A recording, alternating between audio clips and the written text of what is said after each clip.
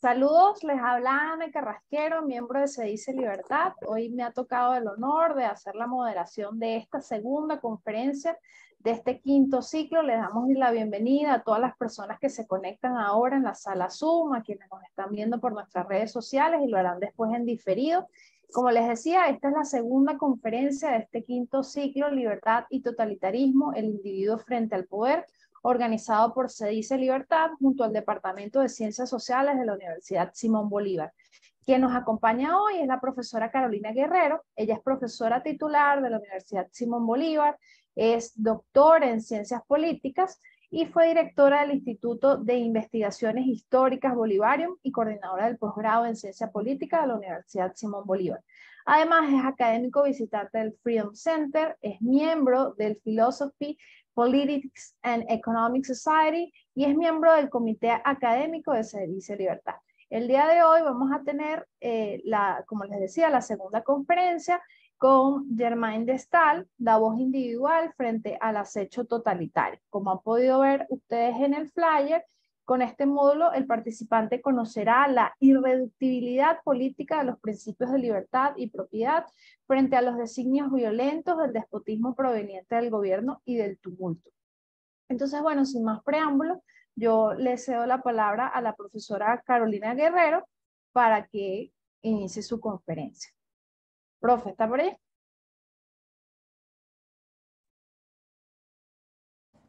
Gracias. A usted. Bueno, muchísimas gracias.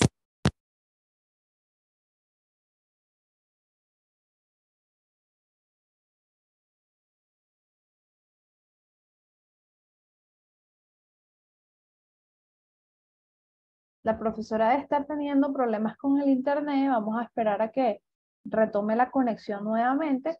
Reitero nuevamente el agradecimiento por parte de CEDICE a las personas que ya están conectadas ahora en la sala, que superan la veintena de personas. Y bueno, les reitero que aquí está la profe otra vez. Disculpen aquí las magias de la tecnología, que no sé qué pasó. Bueno, muchas gracias a todos por estar aquí. Gracias, Ana María Carrasquero. Expreso mi agradecimiento a CEDICE y al Departamento de Ciencias Sociales de la Universidad Simón Bolívar. Han propiciado este quinto ciclo de conferencias Libertad y Totalitarismo, el individuo frente al poder, como espacio de deliberación sobre la potencia política del individuo y el sentido político de la opinión pública frente a todo acontecimiento hostil a la libertad. He titulado esta conferencia Germain de Stael, la voz individual frente al acecho totalitario. Deseo en estos minutos examinar las ideas de Stael sobre la opinión pública en lo que ella considera son sus dos facetas. La opinión pública como espacio cívico para defender la libertad e interrogar al poder, y la opinión pública como amplificación de la profanación de lo político y de lo humano en aras de cohonestar una dominación ilimitada.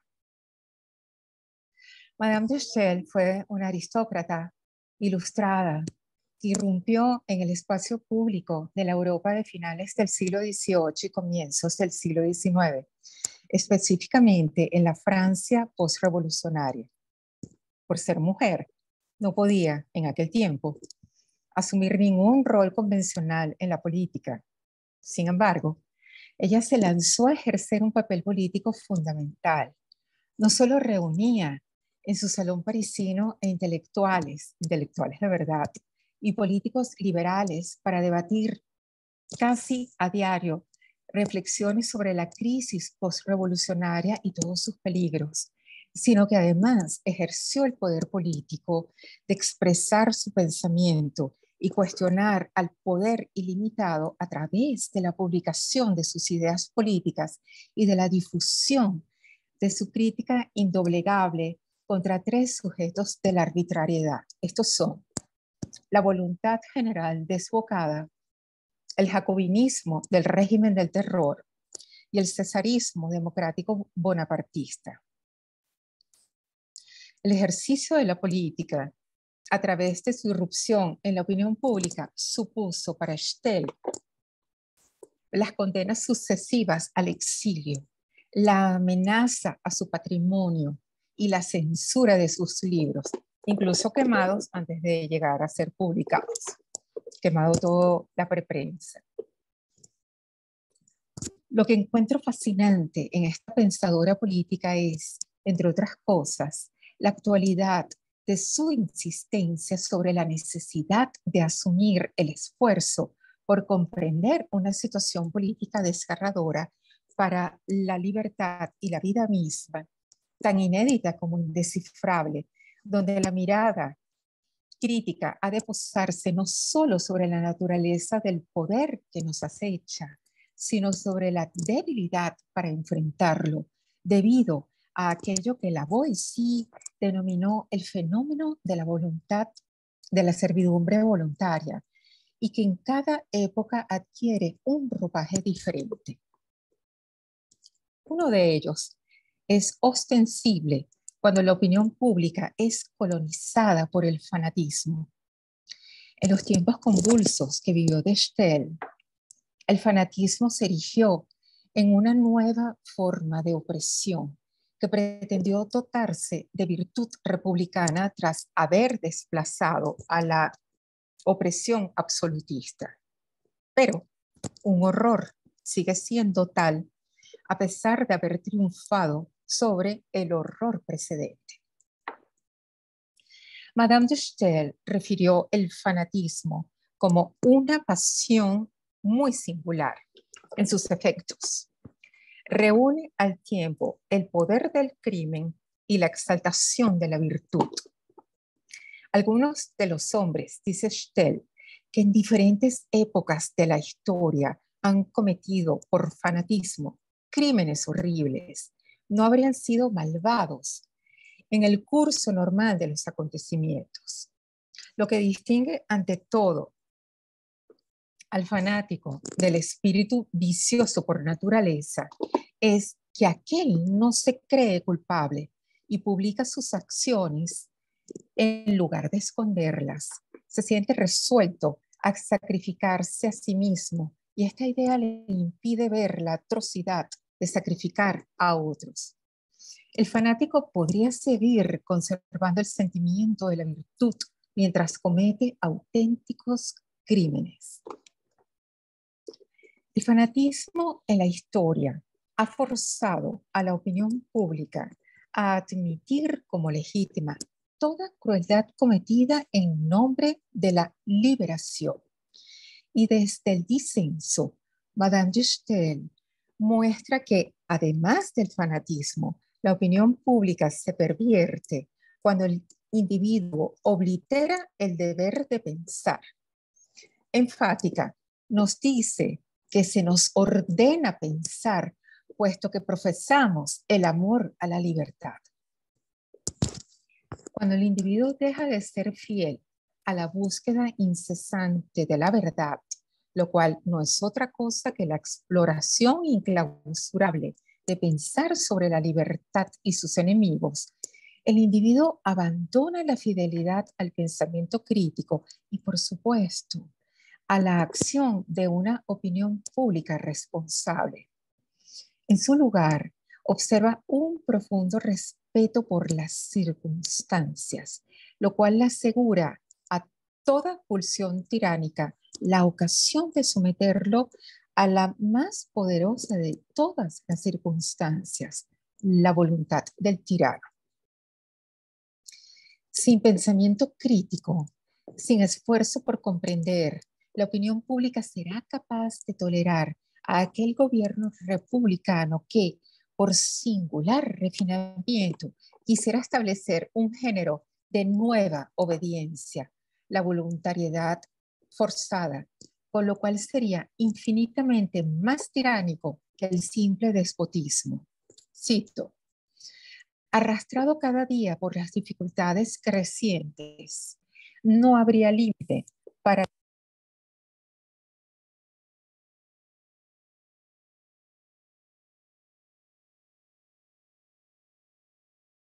Hoy el internet no está acompañando a la profesora, pero supongo que como en la ocasión anterior se volverá a conectar. Entonces, bueno, les pido disculpas y un poquito de paciencia para que podamos seguir disfrutando de tan importante conferencia. Ya le estoy escribiendo a la profesora que ya debe estar conectándose nuevamente. Aquí está la profe. Bueno, creo que, bueno, ya estamos aquí otra vez, disculpen. Iba por acá. Retomo. Sin pensamiento crítico, sin esfuerzo por comprender, la opinión pública será capaz de tolerar a aquel gobierno republicano que, por singular refinamiento, quisiera establecer un género de nueva obediencia, la voluntariedad forzada, con lo cual sería infinitamente más tiránico que el simple despotismo. Cito: arrastrado cada día por las dificultades crecientes, no habría límite para la tiranía que quisiera obtener por la fuerza todos los signos del asentimiento, incluso de aquella aprobación contractualista derivada de la nueva voluntad general. Madame de Staël desgrana el problema de la libertad de opinión no en cualquier escenario, sino en el más peligroso para el individuo, aquel en el cual una revolución emancipadora camina al filo de la navaja, oscilante entre la libertad supuestamente ambicionada y una forma inédita de dominación tiránica, en la cual lo único que queda de república es el nombre, una vez consumada, como dice Staël, la destrucción de todos los principios de libertad sobre los cuales esas revoluciones dicen fundarse. Cuando el individuo se desprende de su obligación de pensar, no hay firmeza libertaria en la opinión pública. En consecuencia, la nación queda abandonada a los tránsfugas de dos partidos, los que sacrifican la obediencia al antiguo orden y los que sacrifican nada menos que su amor por la libertad. De este modo, la tiranía novedosa logra que ninguna forma de pensamiento independiente se muestre bajo su reino, pues el tirano puede ser el rey de los intereses, pero jamás el de las opiniones. Por ello, todo régimen hostil a la libertad busca sofocar todo gesto moral en la República a efectos de procurar envilecer a los ciudadanos. Madame de Staël reitera que la tiranía siempre busca fundamentar su poder tanto sobre el envilecimiento de las instituciones como sobre el envilecimiento de los individuos. Y la tiranía habrá avanzado en ese objetivo perverso cuando la nación llegue a considerar la inmoralidad como una prueba de profundidad de espíritu. Observa Staël que el infernal genio del tirano encuentra siempre en la bajeza de los hombres el punto que Arquímedes buscaba para levantar al mundo. Fanatismo, destrucción de principios de libertad, desplazamiento de la moral, vileza. A todos estos males se suma el miedo por pulverizar la opinión pública. De acuerdo con Staël, en la inocencia de su miedo, hasta los hombres más ilustres dejan de expresar la advertencia frente a la irrupción del mal en política. Todo lo que la tiranía busca y no ha cesado de buscar en los hombres es el talento unido a la flaqueza de carácter. Cito: la opinión pública se debilita a medida que aumenta el número de soldados al servicio de un poder arbitrario, pues los hombres se convierten en rebaños en cuanto la violencia se multiplica lo suficiente y se perciben a sí mismos en la obligación de otorgar una autoridad sin límite al nuevo déspota. Detengámonos unos segundos en el alerta de Stell sobre esta unión perniciosa entre talento y flaqueza de carácter. Como estableció Claude Lefort, la tentación personal de acomodar la opinión propia a la opinión predominante, en este caso la que impone el tirano, no es un delito de simpleza cometido solo por las masas, sino también por la élite de intelectuales, muchas veces cómplices de que el poder descanse en la opinión pública y no en la verdad. Una de las conclusiones que legó la Revolución Francesa fue la novedad en torno a la colonización de la opinión pública. Este fenómeno se convirtió desde entonces en uno de los novedosos medios de opresión del pensamiento, de la persecución política, incluso del genocidio silente. Recordemos que en el corazón del sistema totalitario se encuentra la negación de los hombres a pensar. Por ello, como conceptúa el filósofo mexicano Sergio Ortiz, nos corresponde pensar sin red. El deber de pensar constituye la búsqueda por entender. Es la única trinchera posible cuando, como recalca Madame de Staël, la mayoría prefiere a los hombres calculadores y no a los verdaderos republicanos dotados de opinión. Según Staël, quienes se mantienen fieles a su capacidad para la reflexión siempre descubrirán los ambiciosos proyectos de los tiranos. Entender, subrayaba Claude Lefort, es ser receptivos al tiempo en que vivimos. Es la única forma de aproximarnos a intentar descifrar cómo fue y sigue siendo posible que algo como el totalitarismo irrumpa en medio del mundo que conocemos. Staël, 200 años atrás, advertía sobre el deber de pensar que a una nación solo pueden dominarla los males que desconoces. De acuerdo con Staël, la naturaleza no produce dos veces una misma calamidad. La tiranía sabe que es necesaria la fermentación de ideas nuevas para inflamar las mentes, así como también es necesario la ignorancia absoluta respecto de las consecuencias que pueden acarrear tales ideas, sumada a una enorme esperanza en las ventajas que podían tener para todos. Como consecuencia del no pensar, de la renuncia al esfuerzo titánico por comprender, toda sociedad se precipitará de nuevo en las garras del monstruo que la ha destrozado.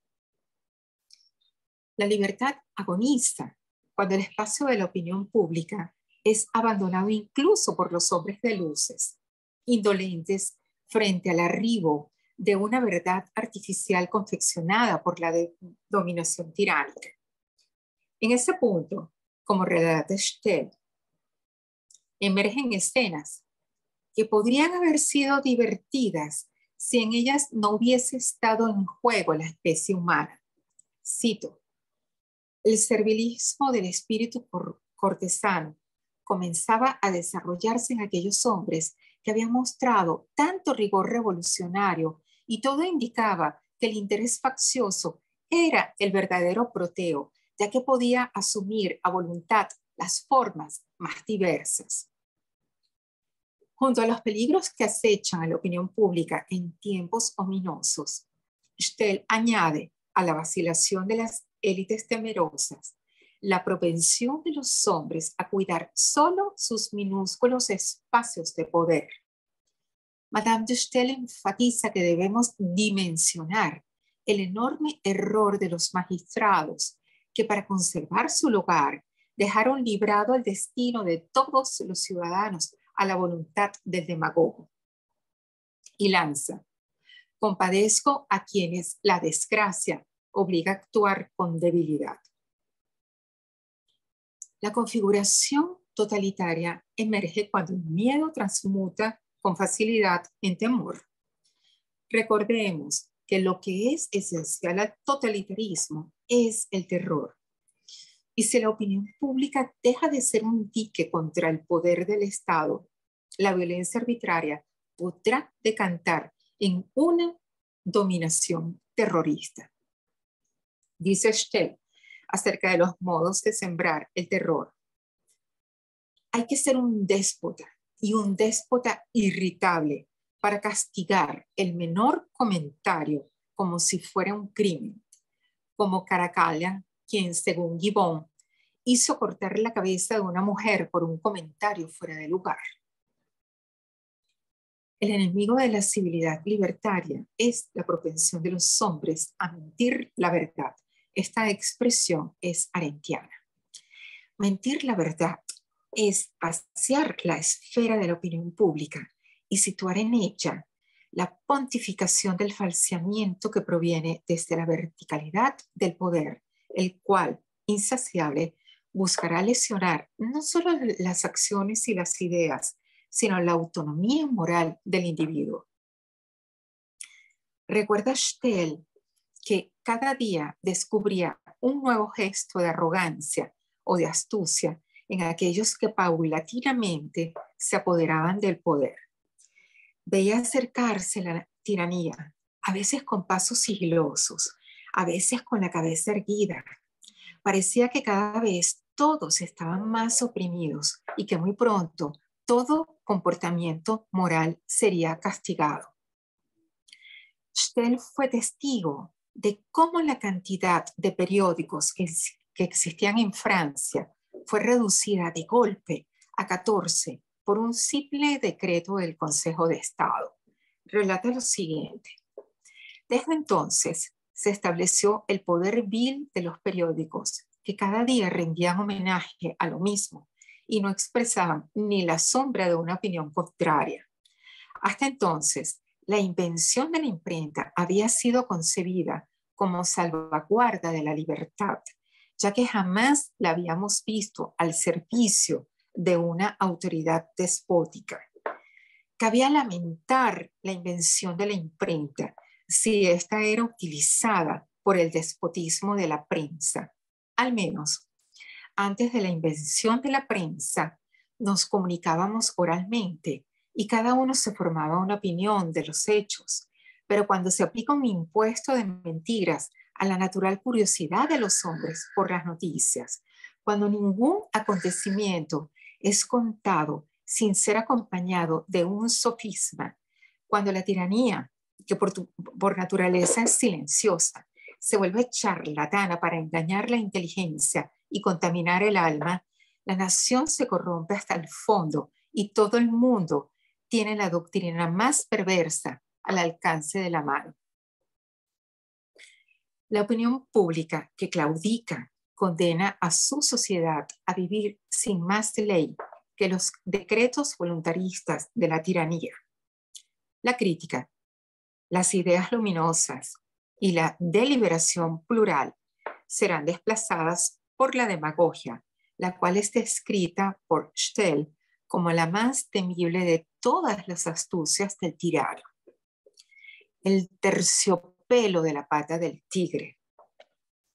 Cito: es el aire de bondad del demagogo con el cual es capaz de agradar e incluso expresar las mentiras más pérfidas mediante la simplicidad con la cual un cabeza de familia habla con sus hijos. En ausencia de una opinión pública auténticamente libre y desafiante frente al poder, nada quedará abierto a la interpretación del individuo, y llegados a este punto, la libertad abstracta se habrá convertido en tiranía. Cuando la fuerza de la opinión pública es indiferente a la libertad y como si estuviese hechizada, solo desea rodear al sujeto que encarna un poder político sin límites. A la mayoría solo le urge convertirse en cortesana y enseguida en esclava, evidenciándose cómo semejante catástrofe había conquistado su alma. En tiempos de sombras, el líder capaz de arrogarse un poder ilimitado escenifica una crucial batalla en el campo de la opinión pública. A través de su retórica, arruina cada día una reputación, envilece uno a uno todos los nombres propios con el fin de que nadie exista por sí mismo y que se tenga, por tanto, más necesidad de su favor, pues todos habrán perdido la estima pública. Sin la fuerza de una opinión pública vigorosa, dispuesta a defender las libertades y los principios compartidos de justicia, la arbitrariedad ilimitada logrará que la existencia de todos dependa de la voluntad de uno.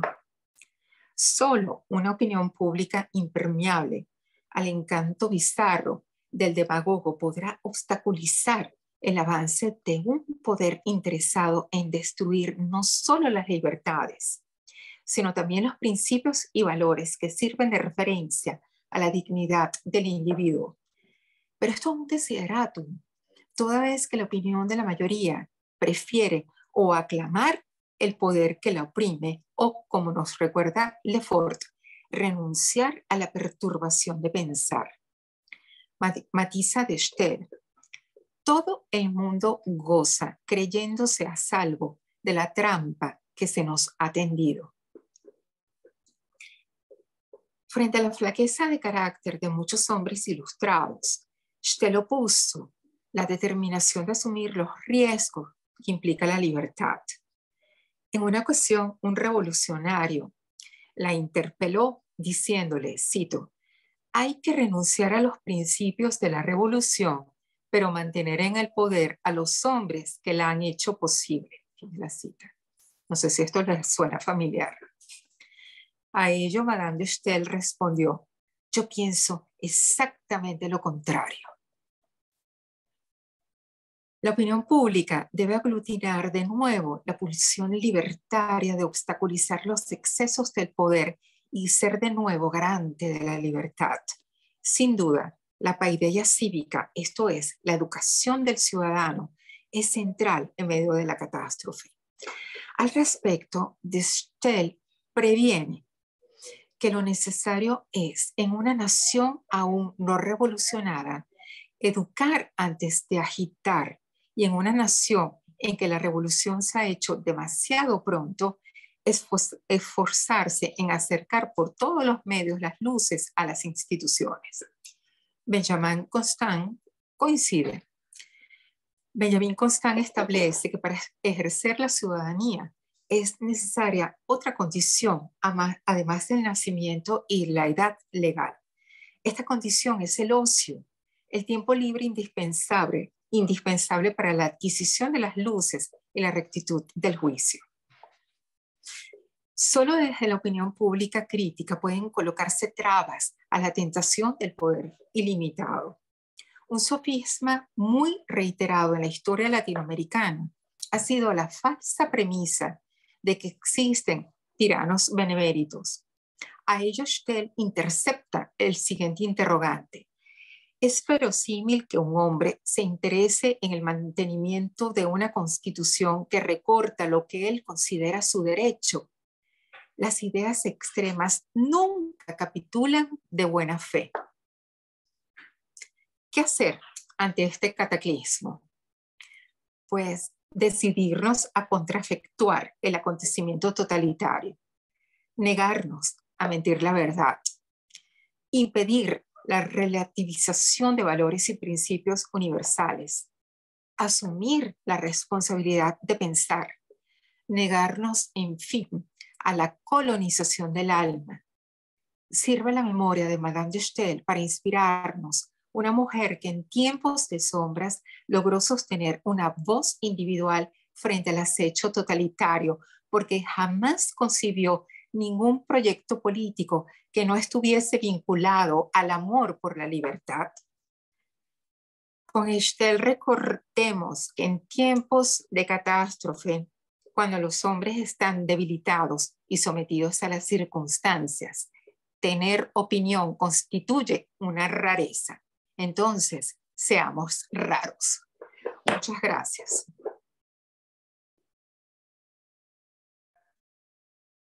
Estupendo, profesora.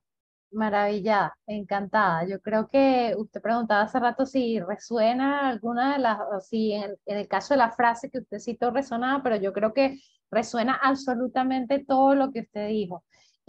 Como ya les comentó por aquí Ismaría, pueden formular sus preguntas por aquí por la parte del chat de preguntas y respuestas. Yo voy a ir haciendo lectura también de las preguntas que nos van poniendo por las redes sociales.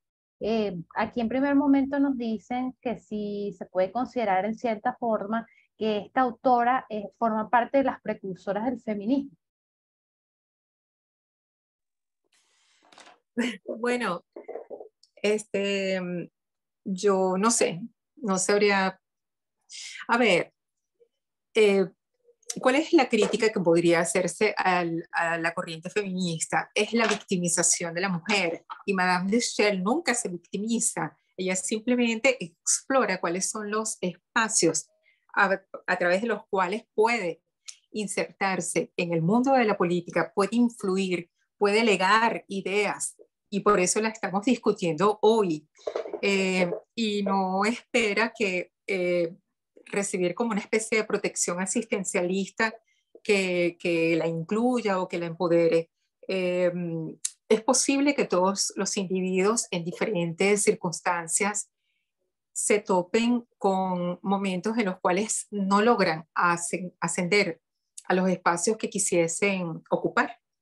Eh, y sin embargo, bueno, en el caso de ella es bien singular precisamente que en lugar de esperar que el poder político le llegue, ella simplemente lo asume a través de nada menos que, que la reflexión, la problematización de las realidades y la discusión con todos los hombres que fueron sus pares en ese momento. Eh, ¿Cuál fue el camino que le era vedado? Bueno, la participación política en cargos del Estado, etcétera. Pero ocupó uno más importante, que es precisamente el que demuestra que dentro de la propia sociedad política existe el poder cuando se hace aparición en el espacio público y se fomenta esa discusión, esa crítica al poder y esa denuncia sin anestesia contra todos los males, incluso los que están encarnados en los propios individuos. Estupendo. Además, usted decía, hablaba sobre la necesidad de invitarnos a pensar, a cuestionar. Yo creo que este es el valor de espacios como este y por qué, bueno, si no las han visto los anteriores ciclos, los tienen que ver, porque este es el valor de estos ciclos. Por aquí nos preguntan que en su concepto, porque esta no es una autora que sea tan conocida, tan difundida, que a qué se puede deber. Bueno, probablemente porque ella no elabora tratados filosóficos. Ella no tiene la pretensión de convertirse en tratadista, en filósofa. Es una pensadora de las circunstancias de su momento y es lo que en aquel tiempo llamaban los verdaderos publicistas. Um, entonces, Madame de Staël además es una escritora bastante críptica en el sentido de que en ella no es posible hallar lo que de pronto la ciencia política esperaría, que es una suerte de manualito, eh, un pensamiento sistematizado, ordenado, sino que dentro de todas sus reflexiones, sus cartas, sus panfletos, sus ensayos, sus diarios, sus memorias, incluso en sus obras literarias, de allí hay que extraer cuál es la discusión, cuáles son los puntos, las ideas que ella está aportando desde analizar desde una perspectiva novedosa. Entonces, probablemente el que no haya sido la autora de ese pensamiento sistematizado que tanto la filosofía política como la ciencia política habrían esperado, puede que la excluya. Sin embargo, es curioso cómo, por ejemplo, en alguna literatura liberal de comienzos del siglo XIX en América Latina, particularmente el manual político del venezolano que escribió Francisco Javier Llanes, está citada recurrentemente Madame de Staël, pero no con ese nombre, sino con su apellido de soltera, Marie-Louise Germaine Necker. Entonces la citan como Necker. Okay. Acá nos preguntan, excelente profesora, ¿podría comentarnos más de la relación intelectual entre Madame Staël y Benjamin Constant? Saludos. Muchas gracias. Bueno, es una relación bien interesante porque dentro, bueno, a veces habría que pensar a Madame de Staël casi que como una Madame Bovary versión aristocrática, con dinero y por supuesto con mucho más cerebro, ¿no? Y de Staël tiene una relación amorosa con Constant, él más joven que ella, y se lo trae de Suiza, se lo lleva a Francia, lo promueve dentro de los círculos políticos e intelectuales franceses y es notorio que hay una independencia de pensamiento en ambos. Ninguno se está copiando del otro. Sin embargo, hay los conductores o vasos comunicantes porque ambos comparten principios fundamentales del liberalismo. La idea, por ejemplo, de que la voluntad popular no puede ser ilimitada, que no existe nada como una soberanía popular ilimitada, porque eso sería arrogar una potestad política fabulosa, colosal, en las manos de la mayoría, y eso es tan tiránico como en las manos del déspota. Ideas como la necesidad de que el individuo sea independiente a través de la disponibilidad de renta, es decir, que el ciudadano sea propietario, la necesidad de vigilar siempre al Estado, porque por más liberal que sea, el Estado siempre tiene el apetito de desbordarse, de saltar las cercas que se le pueda poner a su poder y también las ideas de cómo la libertad del individuo es lo más importante dentro de la sociedad humana y al mismo tiempo lo más amenazado por todos. Entonces hay un diálogo muy interesante entre estos dos escritores y bueno, Constancy elabora un pensamiento político mucho más sistematizado y mucho más accesible tanto para la filosofía política como para la ciencia política.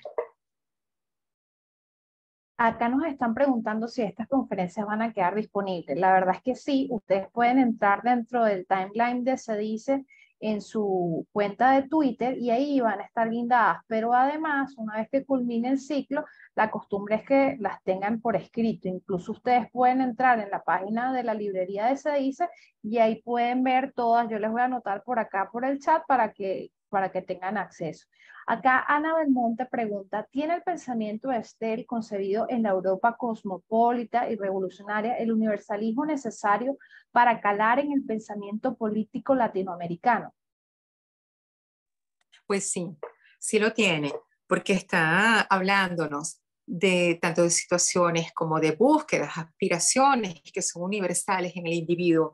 Ningún individuo quiere ser esclavizado en ninguna parte del mundo. La pulsión natural, universal, que nos es consustancial a toda persona es precisamente la propensión hacia la libertad y no querer la libertad, despreciar la libertad o sentir desafección por la libertad es traicionar precisamente lo humano. Y Staël plantea estas ideas, pero lo hace desde la observación de una situación política real que es convulsa, donde hay tumulto, donde hay caos, donde parece que nada va a encontrar arreglo, donde a veces se tiene la percepción de que la historia está llegando al apocalipsis. Y también eso nos demuestra que las sociedades que se pueden considerar muy ilustradas atraviesan sus propios cataclismos y en todo caso está relatándonos cuáles son las posibilidades de un individuo pequeñito dentro de una masa enorme, tanto de otros individuos como de circunstancias, de intereses, de intrigas, de traición a los verdaderos valores humanos. ¿Cómo puede caminarse en medio de toda esa selva, encontrar, como dice ella, el terciopelo en la pata del tigre y tratar de salir adelante? Pero quizás la afirmación más universal de Stel es que la decisión de mantener la firmeza del carácter es netamente personal. Gracias. Acá Miguel Cabrera nos pregunta, excelente profesora, ¿podría comentarnos más de la relación? Ya la contestamos, de la relación intelectual. Entonces, Eduardo Burós, ¿cuál es la sociedad, cuál es en la sociedad la verdad? ¿Cuál es la sociedad, la verdad para la sociedad occidental posmoderna? Occidente construyó su base moral sobre el pensamiento greco-romano, insertado en el cristianismo por San Agustín y Santo Tomás. ¿Cómo se interpreta la moralidad en el mundo posmoderno occidental? Ok, yo quisiera contestar esta pregunta, este interrogante que nos hace el doctor Eduardo a través de la propia Stel. Y es que Stel ve, y ojo que se está anticipando a los escritos de Nietzsche, que son muy posteriores. Stel está visorando que Occidente está matando a Dios, y matar a Dios es matar la certeza, las únicas certezas posibles que tienen que ver con la posibilidad del individuo de descifrar cuáles son los verdaderos valores, cuáles son los soportes para una vida sustentada en una moral común, que solamente puede estar definida por el respeto a la dignidad de la vida, ¿no? O sea, todo criterio moral es diverso y todas las concepciones alrededor de esto pues son muy complejas, pero al menos hay unos mínimos que se deben respetar. 200 años más tarde, nos encontramos más bien que la pulsión de la sociedad contemporánea apunta también a la disolución de esa idea misma sobre la dignidad del individuo, sobre la dignidad de la vida. Entonces, Stel desde hace más de 200 años estaba alertando precisamente cómo son los peligros que va a atravesar una sociedad que está intentando organizar su convivencia política a partir del pluralismo, del respeto a los derechos y sobre todo el respeto a la libertad individual, cuando ese sentido de la moral termina siendo considerado algo castigable, algo desechable, algo reemplazable. Entonces, bueno, eso es un principio universal y es una preocupación que no ha hecho sino crecer, porque precisamente las amenazas contra esas verdades vinculadas a la necesidad, al deber de respetar la dignidad de la vida, pues cada vez están mucho más amenazantes. Gracias. Profe, aquí Eduardo Burós nos dice, los intelectuales actuales, ubicados en los extremos del pensamiento ideológico, se cuestionan mutuamente como quienes coartan la libertad, lo que nos exige continuar pensando sobre los límites de la libertad y demanda un permanente examen de conciencia en círculos como este. Bueno, el problema también con la intelectualidad, y también quisiera responder esto desde el pensamiento de Stel, es cómo la intelectualidad termina renunciando a el deber, al compromiso frente a la sociedad de lanzar luces en torno a las formas de tratar de ampliar la latitud y de las posibilidades para la libertad individual.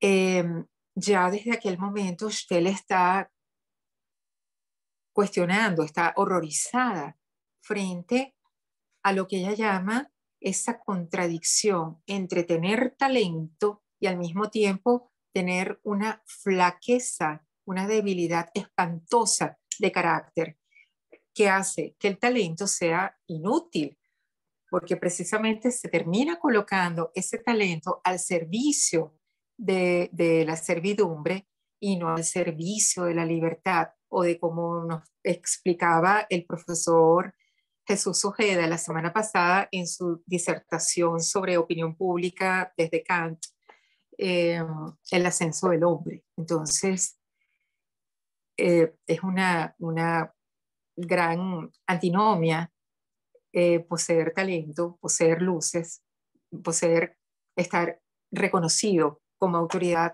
intelectual y más bien ser una especie de instrumento para una suerte de, de, de genocidio silente. Aquí la profesora Marta de la Vega nos dice, bueno, le agradece por su sugerente e interesante conferencia. Mira, Carolina, me atrevo a plantearte un problema, supongo que dice Rico. Hay un anacronismo conceptual que nos has abierto la puerta para pensar cómo definir. El totalitarismo es un fenómeno y un concepto que pertenece al siglo XX. Y en efecto, la Revolución Francesa es una respuesta radical al absolutismo. ¿Cómo denominar los residuos que critica acertadamente Madame de Staël sin hablar del régimen totalitario o totalitarismo? Gracias y felicitaciones y le envío un abrazo. Muchísimas gracias, profesora Marta de la Vega, eh, porque esto es un planteamiento bien interesante. Y ciertamente el totalitarismo es la invención del siglo XX. Siempre reitero que la contribución política más importante que hizo el siglo XX a la historia de la humanidad fue la aparición del totalitarismo, lo cual siempre nos demuestra que siempre somos capaces de crear cosas más monstruosas. Sin embargo, autores del siglo XIX están avisorando cómo esa revolución francesa que deja de lado la cuestión política e innova en lo que Hannah Arendt señaló como la cuestión social, termina creando un peligro, una amenaza para un fenómeno que todavía en ese momento no tiene nombre, pero que tanto Madame de Staël como poco después Alexis de Tocqueville van a referir como la irrupción de una dominación democrática que va a terminar creando una dominación inédita sobre toda la humanidad, y además con apetito de tratar de regir sobre todo aspecto de la vida humana. Entonces, es curioso, pero precisamente el problema de la Revolución Francesa y cómo termina derivando en la barbarie de la voluntad general desbocada, en el jacobinismo, en el régimen del terror y después la mayoría de los intelectuales celebrando la aparición de Bonaparte como una forma de restaurar algún orden y poco después entonces terminan denunciando la tiranía bonapartista, va dando muestras de cómo ese desvío de lo político hacia la cuestión social va a abrir una compuerta a ese fenómeno cataclísmico que todavía no ha sido nombrado en el siglo XIX, pero del cual esa mente crítica es capaz de percibir, ¿no?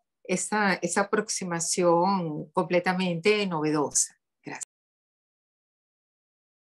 Nos pregunta aquí Ana Belmonte, ¿se conoce si Stel influyó en la concepción del desarrollo como libertad de Amartya Sen? No, no. O sea, esa consideración no está acá. De hecho, las referencias, el patos al cual recurre permanentemente Stel tiene que ver con el amor a la libertad. Incluso en los escritos literarios de Stel, eso termina siendo el punto fundamental, que siempre está siendo como una especie de grillo para su deliberación. Bueno, sí, son dos ideas completamente distintas y bueno, habría que ver con un poco más de cuidado si es posible establecer una especie de conexión, una especie de puente entre las ideas decimonónicas de Madame de Staël y las ideas contemporáneas a nosotros de Amartya Sen. Muchas gracias. Es un punto muy interesante. Acá Francisco Márquez nos dice, me gustaría destacar que no solo es peligroso cuando la opinión pública se desliga de la crítica, sino que en concordancia con Lefort hay que silenciar silenciosamente, celosamente la opinión pública, incluso en temas que no parecen estar directamente vinculados con el poder político, ya que puede aparecer allí una nueva forma totalitaria. Muchas gracias, Francisco Márquez. Bueno, sí, en efecto, el problema también de la opinión pública es el surgimiento o la irrupción o el estar completamente atravesada por lo fatuo, por lo realmente descartable, por lo que termina siendo solamente un efecto de distracción. Y quizás este predominio de las luces distractoras, del encantamiento, de la anestesia que brinda la opinión pública cuando abandona lo político, también es una forma de colonización del alma, porque ¿dónde puede quedar la búsqueda de la libertad? Incluso la búsqueda que nunca se logra de la verdad cuando lo único que atrae a esa opinión pública es solamente lo superficial.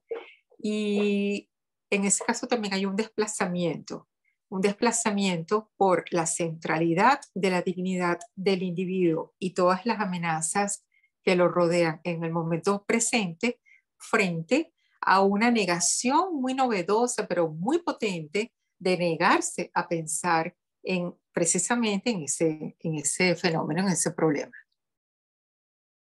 Eduardo Uroz nos dice, la globalización demanda relaciones con fanatismos que no consideran fanatismo. Bajo esta realidad, ¿cómo se concibe un nuevo orden mundial basado en la globalización? Bueno, bastante interesante, bastante retadora esta pregunta del doctor Burós. A ver, quizás a estas alturas de la historia, las sociedades que nos precedieron habrían aspirado a que nosotros hubiésemos alcanzado un punto más universal, de convivencia mucho más cosmopolita. En lugar de eso, lo que tenemos es nuevos fanatismos, pero una forma plural, una forma más bien coral de fanatismos que irrumpen por todas partes, ante los cuales se nos exige dejar de lado nuestros principios, nuestros valores fundamentales, ¿ok? Aquello que da cuenta de lo que nos convierte en humanos o de lo que nos mantiene humanos para, para reverenciar o para aceptar la supremacía moral de fanatismos o de multiculturalismos que son más bien contrarios tanto a una vida digna como al respeto de la libertad individual. Gracias. Freddy Zavala acá pregunta, ¿hay algo en el contexto actual que podamos definir como inédito dentro de los males socioeconómicos que nos afectan? Bueno, lo inédito es quizás la forma como los totalitarismos terminan mutando. Inédito es vivir bajo lo esencial del totalitarismo, que es la vida articulada alrededor del terror, y no darse cuenta de eso. Ponerle nombres como autoritarismos o malos gobiernos o malas políticas, incluso económicas, como si en lo político no estuviese pasando nada.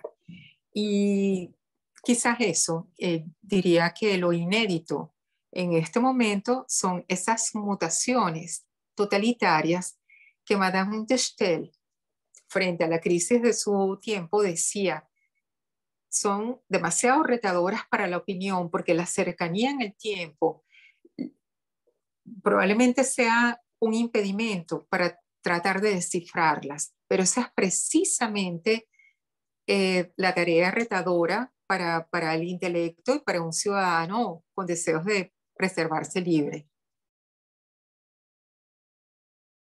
Aquí la última pregunta, porque ya vamos a estar sobre la hora.